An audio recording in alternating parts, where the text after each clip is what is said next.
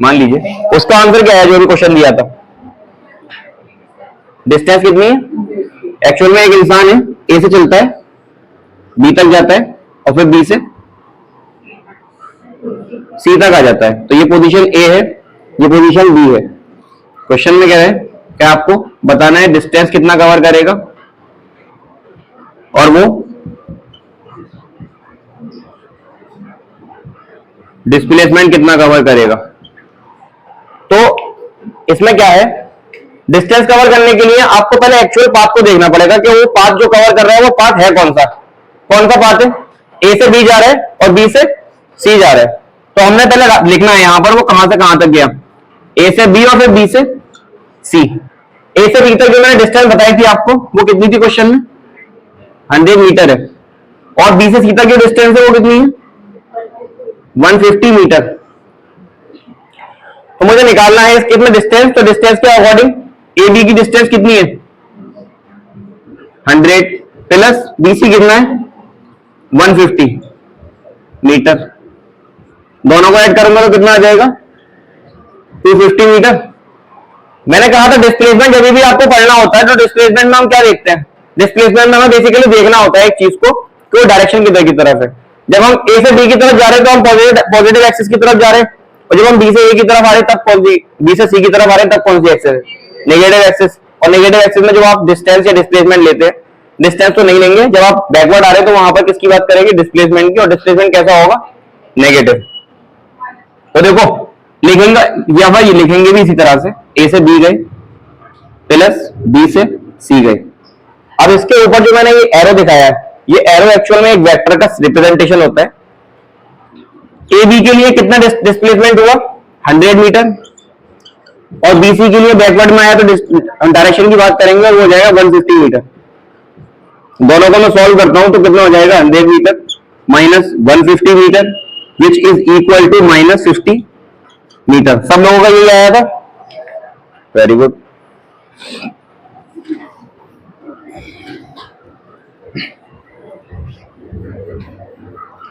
Distance displacement से जो question हमारा रहता है ना एग्जाम में, वो बहुत बेसिक क्वेश्चन रहता है एंट्रेंस के अकॉर्डिंग, काफी बेसिक। उसके लिए आपको ना ज्यादा हाइपोथेटिकल कुछ चीजें पढ़ने की जरूरत नहीं है, बहुत बेसिक सी चीज होती है कि आपको इनिशियल फाइनल पॉइंट के बीच में बात करनी है तो वहां पर किस चीज की बात करेंगे हम, डिस्प्लेसमेंट की। और अगर हम एक्चुअल पाथ कवर कर रहे हैं, अब जैसे मान लीजिए एक और एग्जांपल लेता हूं, एक इंसान ए से चला बी तक गया, ए से बी तक, और उसने जो डिस्टेंस कवर करी है वो यहां से यहां तक मान लीजिए 20 मीटर है। कितनी है, 20 मीटर। अब इस केस में बताइए डिस्टेंस कितनी होगी और डिस्प्लेसमेंट कितनी होगी, डिस्टेंस कितनी होगी 20 मीटर और डिस्प्लेसमेंट 20 मीटर। ये कब की बात है, जब ये ए से बी के लिए जाएगा। अगर मैं बात करता हूं कि ये बी से ए जा रहा है, तो ये यूनिवर्सली हम लेते हैं ना चीजों को, वो अपने कार्टेशियन प्लेन के अकॉर्डिंग लेते हैं। अब उसने बोल दिया कि एक इंसान बी से ए आ रहा है, तो आपको अपने अकॉर्डिंग कार्टेशियन प्लेन को सेट करना पड़ेगा। सिर्फ उसने इतना बोला है कि बी से ए आ रहा है, तो बी से ए के लिए आप क्या लिखेंगे, डिस्टेंस कितनी होगी 20 होगी और डिस्प्लेसमेंट -20। इसमें एक चीज बहुत मैटर करती है और वो है हमारी डायरेक्शन। अगर मान लीजिए ए और बी लिखा हुआ है तो ये बराबर होगा बी ए के। किस केस में, मैग्नीट्यूड के केस में, यानी कि आप ए से बी जा रहे हैं या बी से ए आ रहे हैं। अगर हम डिस्टेंस की बात कर रहे हैं तो डिस्टेंस जो है मैग्नीट्यूड में लेते हैं, नेगेटिव वाली को भी पॉजिटिव कर देता है। मैग्नीट्यूड जो होता है इसे एक्चुअली मॉड बोलते हैं, और नेगेटिव वैल्यू को भी पॉजिटिव वैल्यू करके देता है। जैसे कि आपने कार्टेशियन प्लेन के अंदर फॉर्मूला पढ़ा था एरिया ऑफ ट्रायंगल निकालने का, तो उस फॉर्मूले को आपने देखा होगा, हमने एक इस तरह के फंक्शन के अंदर रखा था। देखा है वो फॉर्मूला कैसे रखा था, याद है थोड़ा सा। कार्टेशियन प्लेन एक चैप्टर था कोऑर्डिनेट के नाम से, कोऑर्डिनेट ज्योमेट्री, उसमें आपको 3 कोऑर्डिनेट दे रखे होते हैं, उन 3 कोऑर्डिनेट से आप एरिया ऑफ ट्रायंगल निकालते हैं। तो एरिया ऑफ ट्रायंगल का जो फॉर्मूला होता है उसे किसमें रखते हैं हम, मॉड के अंदर रखते हैं। क्यों रखते हैं? ताकि अगर नेगेटिव वैल्यू आए तो वो किसमें कन्वर्ट हो जाए, खुद ब खुद पॉजिटिव वैल्यू के अंदर। तो पॉजिटिव वैल्यू में कन्वर्ट करने की जो एबिलिटी होती है वो किसके अंदर होती है, मॉडुलस फंक्शन के अंदर होती है। तो मैंने यहां पर क्या रखा है, मॉड। लेकिन अगर मैं वेक्टर की बात कर रहा हूं, किसकी, वेक्टर, तो वेक्टर क्वांटिटी का रिप्रेजेंटेशन ये होता है कि हम ए से बी गए, ए से बी गए, वेक्टर उसके ऊपर लगा रखा है, क्या ये बराबर होगा बी से ए के, ए से बी गए, बी से ए के बराबर होगा, नहीं होगा, ये बराबर होता है माइनस साइन के साथ। अब इस चीज को हम यहां पर प्रूव करके देखते हैं। देखो यहां ए से बी गए थे तो ए बी वेक्टर कितना आया था, यानी डिस्प्लेसमेंट कितना आया था, ए से बी गया हूं तो पॉजिटिव एक्सिस की तरफ गया हूं, तो यहां पर कितना लिखूंगा मैं, 100 मीटर, ठीक है ना। और मैंने लिखा है यहां पर बी से ए वेक्टर, तो उसको कितना लिखा है मैंने बी से ए के लिए, -100 वेक्टर, सॉरी 100 मीटर। अब मुझे इन दोनों को इक्वल करना है, तो इक्वल करने के लिए मैंने क्या लिखा है यहां पर, क्या ए बी जो है, ए बी वेक्टर वो बराबर आ रहा है बी ए वेक्टर के, ए बी वेक्टर क्या बी ए वेक्टर के बराबर आ रहा है, नहीं आ रहा, तो माइनस साइन लगा दो, अब बराबर आएगा। वैल्यू पुट करके देख लीजिए आप, ए बी की वैल्यू कितनी है 100, बी ए की कितनी है, माइनस माइनस का 100, फाइनली ये कितना हो जाएगा 100 इज इक्वल टू 100। यानी कि वेक्टर को अगर आप घुमाएंगे, मतलब ए से बी और बी से ए जाएंगे, तो वहां नेगेटिव साइन इंट्रोड्यूस हो जाता है। क्यों इंट्रोड्यूस हो जाता है, क्योंकि वहां पर डायरेक्शन आपकी क्या कर जाती है, ऑल्टर कर जाती है। अगर आप नेगेटिव से पॉजिटिव जा रहे हैं तो पॉजिटिव से नेगेटिव आना पड़ेगा। आ रही है बात समझ में। अब इसी क्वेश्चन को अगर मैं आपसे पूछता हूं सर्किल की फॉर्म में, यही क्वेश्चन मैंने आपसे सर्किल की फॉर्म में पूछा और मैंने बोला ये एक सर्किल है, ठीक है, ये हमारा पॉइंट ए है, ये ऑरिजिन है, और इससे यहां तक की जो दूरी है वो दे रखी है 7 सेंटीमीटर, 7 सेंटीमीटर। आपको बताना है इस केस में डिस्टेंस और डिस्प्लेसमेंट कितना होगा, डिस्टेंस और डिस्प्लेसमेंट, और ये ए से बी तक जा रहा है। तो एक केस में जाएगा, एक क्लॉकवाइज जाएगा, ये केस नंबर 1 है, और एक केस में ये जाएगा एंटी क्लॉकवाइज, तो ये केस नंबर 2 है। इस केस में बताइए केस नंबर 1 में डिस्प्लेसमेंट क्या होगा, केस नंबर 2 में डिस्प्लेसमेंट क्या होगा, केस नंबर 1 में डिस्टेंस क्या होगी, केस नंबर 2 में डिस्टेंस क्या होगी, बताइए। आप लोग इसको प्रॉब्लम सॉल्व करिए। अगर देखो ये चीज समझ में आई तभी ये समझ में आ पाएगी। पहले आपको ये समझना है कि जब भी हम डिस्टेंस से डिस्प्लेसमेंट की बात करते हैं, डायरेक्शन घुमाते हैं, तो आपका साइन क्या हो जाता है, नेगेटिव हो जाता है, ठीक है। यहां तो सोचिएगा, ये नहीं कि मैंने आपको जो चीज बता दी आप अपने आंसर में सिर्फ नेगेटिव रख दो, वो बेवकूफी होती है, वो नहीं करना आप लोगों को। आपको चीज को थोड़ा सोचना है, अपने थॉट प्रोसेस को जो है ना उसे डेवलप करो थोड़ा सा, करिए, ट्राई कीजिए, डिस्कशन मत कीजिए इसको, सवाल को कीजिए।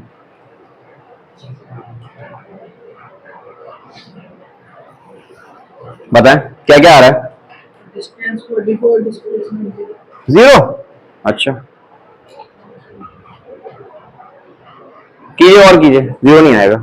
देखो सही से सवाल समझो क्या कह रहा है। चार कहां से कहां तक रहे हैं हम, ए से बी तक जा रहे हैं, और एक बार यहां से इस डायरेक्शन में जाएंगे, एक बार इस डायरेक्शन में जाएंगे। नहीं भाई बी भी लेता फिर मैं, अगर पूरा सर्किल लेना होता तो। देखिए जवाब देने के लिए आपको सबसे पहले सबसे इंपॉर्टेंट चीज जो होती है वो होती है सवाल को समझना, और अगर आप सवाल को नहीं समझ पाएंगे तो जवाब बहुत जबरदस्त देंगे जैसे आपके आते हैं, तो वो नहीं करना है आप लोगों को। पहले क्वेश्चन समझिए, क्वेश्चन क्या कह रहा है। एक सर्कुलर पाथ है, उस पर एक आदमी चल रहा है, उसको ए से बी तक जाना है। ए से बी तक जाने के लिए आपको डिस्टेंस बतानी है, डिस्प्लेसमेंट बतानी है। एक बार वो क्लॉकवाइज जाएगा, एक बार एंटी क्लॉकवाइज जाएगा। डिस्टेंस कितनी होगी इस वाले केस में बताइए, 22, क्योंकि आपने फॉर्मूला लगाया पाई आर। डिस्टेंस बराबर ये पूरा सर्किल कवर कर रहा है आधा, हाफ सर्किल, तो फॉर्मूला कौन सा लगाया हमने, पाई आर। आर की वैल्यू 7 है, 7 से 7 कट जाएगा तो 22 मीटर आ गई, सेंटीमीटर। और डिस्प्लेसमेंट की अगर बात करता हूं तो 7 + 7 कितना हो जाएगा, 14 सेंटीमीटर। अब आ जाइए केस 2 पर। केस 2 के लिए डिस्टेंस की बात करता हूं तो कितना आएगा, डिस्टेंस कितना आएगा 22 ही आएगा सेम, क्योंकि अब भी आधा सर्किल को कवर कर रहे हैं। और डिस्प्लेसमेंट यहां क्लॉक एंटी क्लॉकवाइज था और इस बार कैसा हो गया क्लॉकवाइज, तो डिस्प्लेसमेंट कैसा होगा,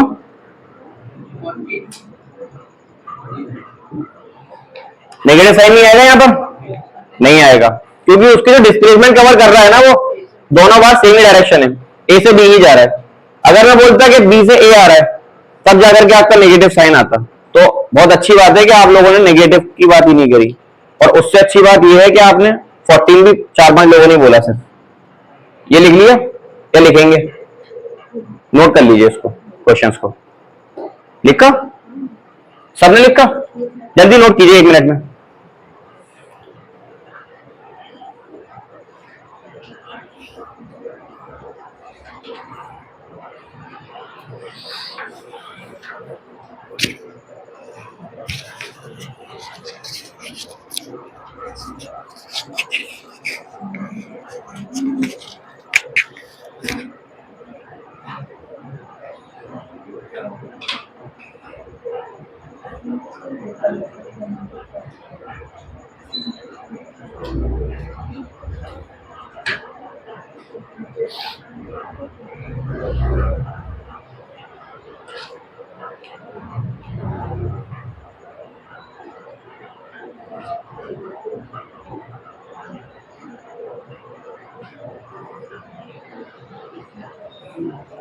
मिटा दूं,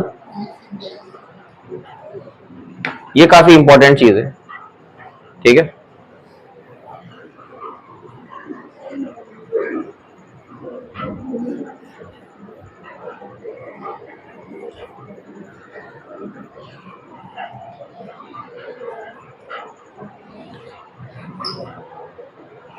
अभी भी जितनी चीजें आपने देखी कहीं पर डिस्टेंस आपका नेगेटिव आ रहा था, डिस्टेंस मैंने कल आपको एक नोट भी लिखाया था, एक पॉइंट लिखाया था कि डिस्टेंस नेवर बी नेगेटिव और जीरो, डिस्टेंस हमेशा कैसी होती है पॉजिटिव। लेकिन डिस्प्लेसमेंट की हम बात करते हैं तो डिस्प्लेसमेंट हमारी पॉजिटिव भी आती है, नेगेटिव भी आती है और जीरो भी आती है।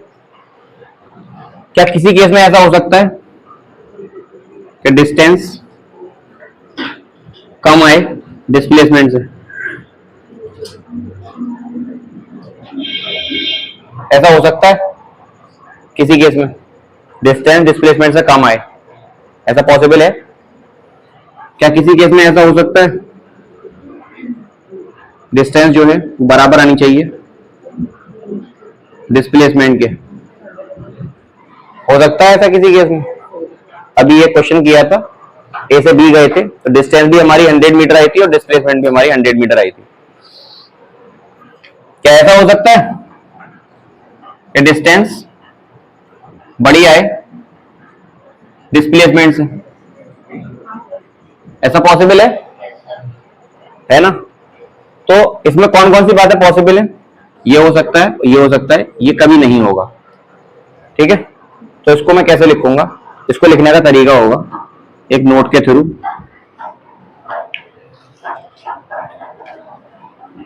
कि जो हमारी डिस्टेंस होगी,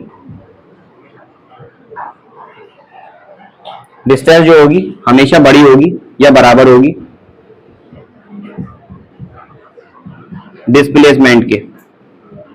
ये आपके इंट्रेंस में पूछा गया क्वेश्चन है, चारों ऑप्शन है, कौन सा वाला सही है वो ये पूछ रहा है, सही ये भी है, सही ये भी है, लेकिन ये बोथ वाला है, तो आंसर क्या होगा आपका, distance is always greater than और इक्वल टू डिस्प्लेसमेंट, ठीक है। तो आप इस नोट को लिखिए, ये चीज आपके लिए इतनी इंपॉर्टेंट नहीं है, ये चीज इंपॉर्टेंट है कि डिस्टेंस हमेशा जो होगी वो बड़ी होगी या तो डिस्प्लेसमेंट से या फिर डिस्प्लेसमेंट के बराबर होगी।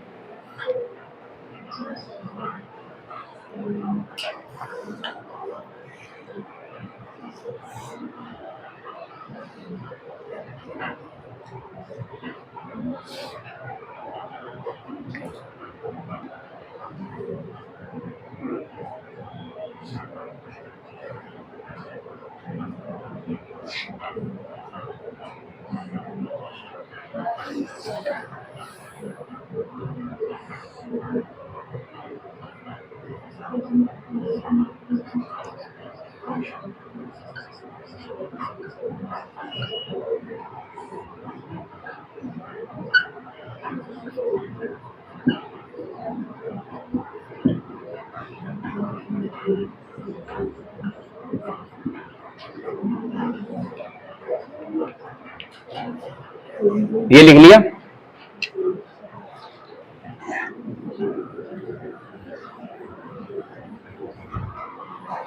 देखिए जो हमारा मोशन हमें स्टडी करना है वो यूनिफॉर्म मोशन और नॉन यूनिफॉर्म मोशन के थ्रू करना है। अगर देखिए आपका 9th क्लास का मोशन क्लियर है तभी जाकर के आप 11th क्लास के मोशन को थोड़ा बहुत समझ पाएंगे। अगर आपका 9th का ही क्लियर नहीं है और आप डायरेक्ट जाकर के 11th क्लास के मोशन को देखेंगे तो जो 9th क्लास में आप पढ़ते हैं वो शुरू के 3 या 4 दिन में खत्म हो जाता है और उसके बाद चीजें जो है ना वो थोड़ी वाइड हो जाती हैं। जैसा हमें लगता है वैसा नहीं होता।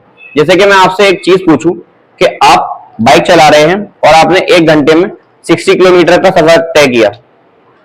आप बाइक चला रहे हैं या स्कूटर चला रहे हैं, आपने 1 घंटे में 60 किलोमीटर का सफर तय किया। इसका मतलब इससे क्या इंफॉर्मेशन आपको मिलती है? अगर हम बाइक चला रहे हैं और हमने 60 किलोमीटर का सफर तय किया तो हमें वो 60 किलोमीटर का सफर 1 घंटे में तय करा। तो यानी कि अगर कोई आपसे स्पीड पूछेगा आपकी गाड़ी की स्पीड कितनी रही तो आप क्या बताएंगे उसको? 60। क्या आप पूरे रास्ते 60 पर ही चलकर आए होंगे? कहीं पर आपने मोर देन 60 रखी होगी, कहीं पर आपने लेस देन 60 रखी होगी, हो सकता है कहीं कहीं पर 60 भी हो और ऐसा भी हो सकता है कि आप बीच में कहीं रुके भी हो। लेकिन आपने जब पूरी एक जर्नी की बात की तो वहां पर हम किस चीज की बात करते हैं? ऑन एन एवरेज बात करते हैं। जब भी हमें पूरी जर्नी की बात करनी होती है तो वहां पर हम किसकी बात करते हैं? On an average. टोटल कितनी डिस्टेंस कवर करी, टोटल कितना टाइम लिया। तो जितनी भी आपने अभी तक स्पीड पढ़ी है या आप बताते हैं कि इतनी स्पीड से आ गया, इतनी स्पीड से वो इंसान चल रहा है, तो आप जो बात करते हैं वो कौन सी स्पीड होती है? एवरेज स्पीड होती है। ठीक है ना।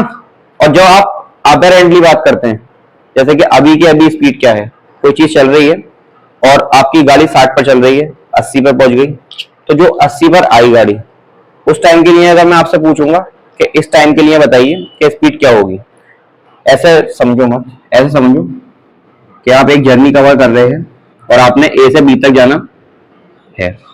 तो ये हमारा 60 किलोमीटर, इससे पहुंचने में कितना घंटा लग रहा है? 1 आवर लग रहा है। 60 किलोमीटर पहुंचने में कितनी देर लग रही है? 1 आवर लग रही है। क्या पूरे जर्नी में आप इसी स्पीड से गए होंगे? पूरी जर्नी में नहीं गए। तो मैं बात करता हूं इस पॉइंट के यार मैं बात करता हूं इस पॉइंट के लिए, तब क्या होगा? सिर्फ इस पर्टिकुलर पॉइंट के लिए मान लीजिए आपकी यहां पर जो स्पीड थी वो थी 80 किलोमीटर पर आवर। तो आपकी स्पीड तो 80 भी रही और हो सकता है किसी पिछले पॉइंट पर जब आपने स्टार्ट किया हो तो आपकी स्पीड इस पॉइंट के लिए 20 भी रही हो। तो ये जो स्पीड है ना एक पर्टिकुलर टाइम के लिए, बहुत छोटे से टाइम के लिए जो हमारी स्पीड होती है उसको हम बोलते हैं इंस्टेंटेनियस स्पीड। इंस्टेंट स्पीड लिख लो अभी के लिए। इंस्टेंट स्पीड का मतलब आप बोलते हैं ना इंस्टेंटली क्या आप काम कर रहे हैं, टर्म यूज करते हुए देखा है, what are you doing instantly. तो मतलब अभी इसी क्षण में, इसी टाइम के अंदर, इसी ड्यूरेशन के अंदर आप क्या काम कर रहे हैं वो क्या होता है? इंस्टेंट होता है। अब हम मोशन की तरफ आते हैं। स्पीड बताना जरूरी था क्योंकि अगला टॉपिक हमारा स्पीड ही है। मोशन जो होते हैं वो 2 तरह के होते हैं, एक आपके होते हैं यूनिफॉर्म मोशन और एक क्या होते हैं आपके? Non uniform motion. तो यूनिफॉर्म मोशन, नॉन यूनिफॉर्म, इसके नाम से समझ में आ रहा है कि अगर एक जैसा मोशन होगा आपका तो वो यूनिफॉर्म मोशन होगा। लाइव पढ़ा रहा हूं इधर, तब भी मोबाइल में देख रहे हो यार। यूट्यूब पे मिल जाएगी ये वीडियो आप लोगों को फ्री ऑफ कॉस्ट। वैसे ही तो आप तो 4-5 बार देखिएगा, खाना खाते में देखिएगा, कोई जरूरी काम कर रहे हैं तो देख लीजिएगा। लेकिन अभी जो है ना आपको फोकस मेरे ऊपर रखना है, मेरी बात को गौर से सुनना है, क्योंकि जो मैं आपको बात बता रहा हूं ना ये चीज मैं कोशिश कर रहा हूं कि आप क्वेश्चन को थोड़ा सोच पाए। क्योंकि क्वेश्चन जो है फिजिक्स का सॉल्व नहीं होता, उसके पीछे रीजन ये होता है कि आप क्वेश्चन देखकर उसको सोच ही नहीं पाते। तो सोचना तभी आप सीख पाएंगे जब आपकी चीजें भेजे में बैठी हुई होंगी। आपका डिस्टेंस डिस्प्लेसमेंट क्लियर नहीं है, अगर आपका यूनिफॉर्म नॉन यूनिफॉर्म क्लियर नहीं है, आपका average speed instantaneous speed clear नहीं है, तो ये चीजें जो है आपको और ज्यादा कंफ्यूज कर देती हैं, और जब आप कंफ्यूज होते हैं ना तो आपका फोकस टूट जाता है। तो कंफ्यूजन से आपका फोकस टूटता है, तो आपको फोकस को नहीं तोड़ना है अपने को। उसके लिए आपको क्या करना पड़ेगा, चीजें मैं बता रहा हूं उसको सुननी पड़ेंगी। 50 गुना बेहतर नोट्स आपके पास इंटरनेट पर अवेलेबल है मोशन के ऊपर, लेकिन उनको पढ़ना नहीं है आपको, इसलिए तो हम लोग कोचिंग है पढ़ने के लिए। तो यहां पर जो चीज बताई जा रही है आपको फुल कंसंट्रेशन के साथ पहले उसको सुनना है, ठीक है। मेन काम आपका चीजें सुनना है, क्वेश्चन करा रहा हूं कंटिन्यूअसली, और अभी तक मैंने आकर के एक भी डेफिनेशन आपको नहीं लिखाई है, क्वेश्चन ही कराएं, क्योंकि अल्टीमेटली आपको करना क्या है, क्वेश्चन करने। और हमारे लिए एक चीज है SIH, हमारा पूरा मोटिव यही है SIH पर। आप लोगों का सिलेक्शन इंपॉर्टेंट है, SIH की फुल फॉर्म क्या है, सिलेक्शन इंपॉर्टेंट है, तो हमारे लिए आपका सिलेक्शन ही इंपॉर्टेंट है, और वो क्वेश्चन से आता है क्या समझ रहे थे, ये नई चीज आई है फिजिक्स के अंदर, ऐसा नहीं है। आपके लिए हमारे लिए आपका सिलेक्शन इंपॉर्टेंट है, तो आप सिलेक्शन देंगे तभी ना जब आप क्वेश्चंस लगाएंगे। और फिजिक्स जो है वो 80% जो आपकी क्लियर होती है वो क्वेश्चन से ही क्लियर होती है। अभी मैंने आपको डिस्टेंस डिस्प्लेसमेंट बताया था पहले दिन, तो आपकी चीजें कितनी क्लियर हुई थी, आपका ये तो क्लियर हो गया था, डिस्टेंस एक स्केलर क्वांटिटी है और डिस्प्लेसमेंट एक वेक्टर क्वांटिटी है। लेकिन उसको क्वेश्चंस के थ्रू जब देखते हैं तो हर एक क्वेश्चन में आपका जो सोचने का तरीका होता है डिस्टेंस और डिस्प्लेसमेंट को, वो डिफरेंट हो जाता है। जितने तरह के क्वेश्चंस आपके बन सकते हैं वो मैंने यहाँ डिस्कस कर लिए। अब इसका ये मतलब नहीं है कि ये क्वेश्चन बनेंगे, क्वेश्चंस और भी बन सकते हैं, लेकिन आपको एंट्रेंस में जो क्वेश्चन बनेगा वो इससे ऊपर नहीं बनेगा, तो आप उसकी अप्रोच कर पाएंगे अगर आपने सुन रखी है चीजों को। यूनिफॉर्म का मतलब होता है, आप लोग यूनिफॉर्म तो पहनते ही होंगे सब, एक जैसे जो कपड़े होते हैं उसको यूनिफॉर्म बोलते हैं। बस ऐसे ही है, एक जैसे कपड़ों की अगर मोशन होगी तो उसे क्या बोलेंगे, नहीं बिल्कुल नहीं। यूनिफॉर्म मोशन की डेफिनेशन होती है to cover equal distance in equal time interval. आपको इक्वल डिस्टेंस कवर करनी है इक्वल टाइम इंटरवल के अंदर। और अगर नॉन यूनिफॉर्म की बात कर रहा हूं तो वो क्या होता है, to cover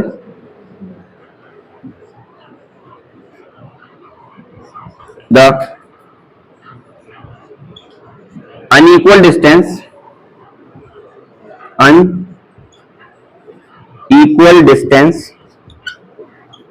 in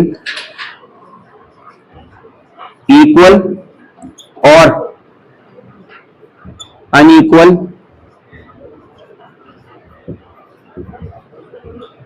time interval. यानी कि आपको अनइक्वल डिस्टेंस कवर करनी है अनइक्वल टाइम इंटरवल या इक्वल टाइम इंटरवल में। और अगर इक्वल डिस्टेंस कवर कर रही है इक्वल टाइम इंटरवल में, तो वो क्या होती है, यूनिफॉर्म स्पीड। तो यूनिफॉर्म और नॉन यूनिफॉर्म मोशन समझ में आया आपके। यूनिफॉर्म में क्या होता है कि आप हर इंटरवल के साथ साथ इक्वल डिस्टेंस इक्वल टाइम में कवर कर रहे हैं। इसको देखो मैथमेटिकली अगर हमें समझना है तो मान लीजिए कि आप ए से लेकर के बी तक गए, ए से बी तक गए और मैंने इसके फ्रेगमेंट्स बना लिए, 1 2 3 4, ये 4 पार्ट कर लिए मैंने इसके।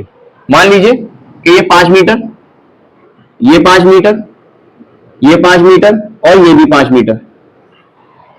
और इस 5 मीटर को कवर करने में इसको यहां पर जो टाइम लग रहा है वो लग रहा है 2 सेकेंड, यहां पर भी 2 सेकेंड, यहां पर भी 2 सेकेंड और यहां पर भी 2 सेकेंड। ठीक है, टोटल कितना डिस्टेंस उसने कवर किया, 20 मीटर। कितने टाइम के अंदर किया। तो अगर मैं उसकी यहां पर स्पीड देखता हूं तो यहां पर स्पीड कितनी है, स्पीड निकालने का फॉर्मूला होता है, स्पीड बराबर होती है डिस्टेंस अपॉन टाइम। तो अगर मैं यहां इस पॉइंट के लिए पूछता हूं कि इस वाले फ्रेगमेंट के लिए स्पीड कितनी है, तो आप बताएंगे यहां पर जो स्पीड है वो है 2.5 मीटर पर सेकेंड। भाई 5 को 2 से डिवाइड करेंगे तो इतना ही तो आएगा। इसके लिए अगर मुझे पता करना है तो 2.5 मीटर पर सेकेंड, इसके लिए पता करना है तो 2.5 मीटर पर सेकेंड, और इसके लिए भी। तो आपने यहां एक चीज देखी, आप जो चीज मूव कर रहे हैं या आपकी जो गाड़ी चल रही है वो किस तरह से चल रही है, हर एक पॉइंट के लिए, हर एक फ्रेगमेंट के लिए equal distance in equal time interval, equal distance in equal time interval. तो ये जो आपका मोशन है, ये मोशन कैसा हो गया, यूनिफॉर्म मोशन। ये हमारा क्या हो गया, यूनिफॉर्म मोशन। अब देखो इसमें लिखने जैसा कुछ नहीं है तो उसको मिटा देता हूं। ये ध्यान रखिएगा, ये काफी इंपॉर्टेंट है, कोई अलग से चीज थोड़ी है, इसको देख के डरना नहीं है। फिर से एक क्वेश्चन लेता हूं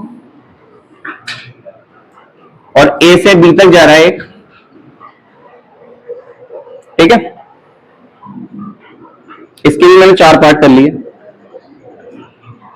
देखो फिजिक्स में विजुअलाइजेशन में मत जाइएगा, अगर ये चीज इक्वल दिख रही है तो एक बार मुझसे कंफर्म कर लीजिएगा सर ये इक्वल है भी या नहीं है, क्योंकि अगर हम स्क्वायर बनाते हैं बोर्ड पर तो वो स्क्वायर जैसा लगता ही नहीं है, उसको मानना ही तो पड़ता है कि वो स्क्वायर है।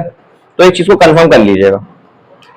यहां आपको एक फिर से डिस्टेंस कवर करनी है और डिस्टेंस इस बार जो कवर हो रही है वो कैसे कैसे हो रही है, देखो ये 4 मीटर, ये 6 मीटर, 4 6, ये हमारा मान लीजिए 5 मीटर और ये हमारा 5 मीटर।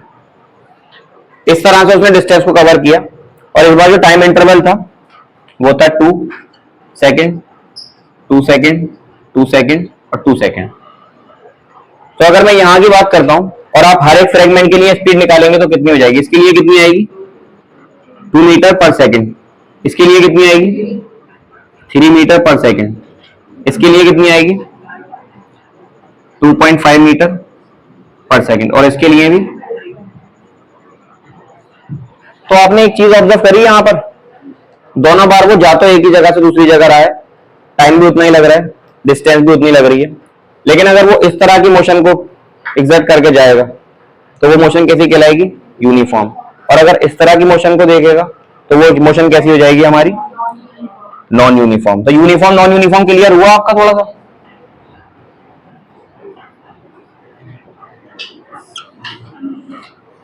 क्लियर है नॉन यूनिफॉर्म और यूनिफॉर्म क्या होता है, पक्का क्लियर है?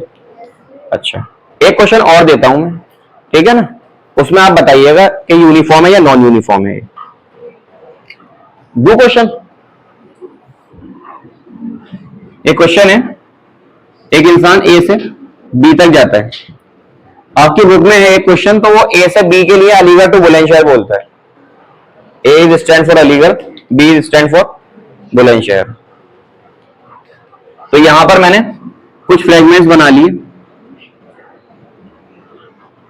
ये उसको 1 सेकेंड, उसके बाद 2 सेकेंड, फिर 3 सेकेंड और ये 4 सेकेंड के लिए, ये उसका मोशन हो गया टाइम के रिगार्डिंग। अगर मैं ऊपर स्पीड रखता हूं तो यहां 5 मीटर, यहां 10 मीटर, यहां 15 मीटर और यहां पर 20 मीटर। तो अब कोई भी इंसान देखकर ये बता देगा ये मोशन किस तरह का है, यूनिफॉर्म या नॉन यूनिफॉर्म जी? यूनिफॉर्म। कौन सा मोशन है ये? Non uniform. कैसा मोशन है? Non uniform. कैसा है? Non uniform. कैसा है? यूनिफॉर्म। अच्छा कितने लोग यूनिफॉर्म बोल रहे हैं और नॉन यूनिफॉर्म वाले कितने? और जो कुछ नहीं बोल रहे वो कौन से है? कोई सुनो दोस्तों, ये जो पोर्शन है, अभी आप यूनिफॉर्म नॉन यूनिफॉर्म थोड़ी ना बता सकते। आप देखो ना इंस्टेंट पर स्पीड कितनी आ रही है, आपने देखा यार टाइम तो टाइम इंटरवल अलग अलग है, डिस्टेंस भी अलग अलग है। सर ने फॉर्मूला यहाँ पर डेफिनेशन लिखाई है, to cover the unequal distance in equal और अनइक्वल टाइम इंटरवल। तो ना तो अनइक्वल टाइम है, यहाँ पर टाइम जो कैसा है अनइक्वल है, और आपकी जो टाइम जो डिस्टेंस है वो अनइक्वल है और टाइम जो है वो भी अनइक्वल है। तो इस डेफिनेशन के अकॉर्डिंग तो ये बात आपकी सही है कि नॉन यूनिफॉर्म है, लेकिन हम फ्रेगमेंट्स के लिए चेक करते हैं। इस फ्रेगमेंट के लिए क्या आएगा? 5 मीटर पर सेकेंड, इसके लिए, इसके लिए और इसके लिए देखो फिजिक्स में जैसी चीजें लगती है ना उतनी सरल होती नहीं है, और इस चीज को आप जब ग्रेविटेशन पढ़ेंगे तो आपके समझ में आएगा कि हमने करीब 30-40 साल तक शायद और उससे भी ज्यादा तक ये माना था कि हम बीच में हैं और बाकी सारे प्लेनेट हमारे चारों तरफ घूम रहे हैं। और कई साल तक हमने इसको मानकर इस पर स्टडी भी की थी। बाद में एक जनाब आए थे, कैपिलर्स आए थे, कोपरनिकस ने बोला था अर्थ सेंटर पर है। इसका मुझे नाम नहीं पता दोनों लोगों का, जब पढ़ाएंगे तो उसकी बात करेंगे। लेकिन ये है